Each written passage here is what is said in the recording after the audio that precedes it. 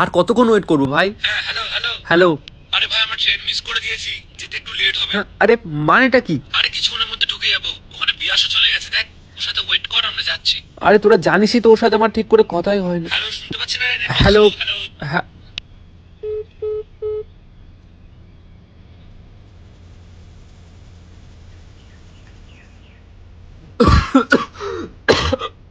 জল। এখনো ঠান্ডা লাগলে এই কাশিটাই আসে। ঠান্ডা লেগেছিল তাই একটু কাশি হচ্ছে।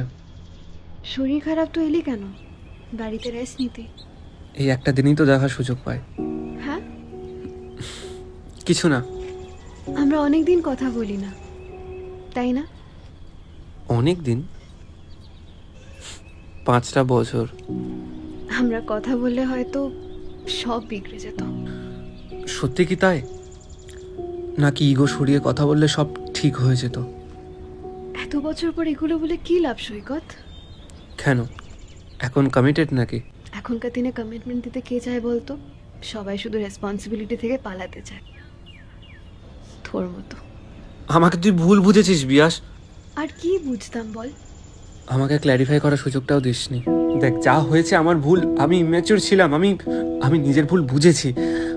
অনেক কিছু বলার চেষ্টা করেছি কিন্তু বলতে পারিনি। আমি চিঠিও লিখেছিলাম কিন্তু ওই যে বলার সাহসটুকু পাইনি। হ্যাঁ, আমি ভীতু, আমি কথা বলতে পারি না ঠিকই, বাট বিশ্বাস কর, প্রতি বছর এই সরস্বতী পুজোর জন্যই ওয়েট করি। কথা না হোক, মুখোমুখি দেখা তো হয়। আর জানিও না কত। হ্যান্ডরাইটিংটা খুব বাজে। যার ভালো তার সাথেই ঘুরতে যেতিস।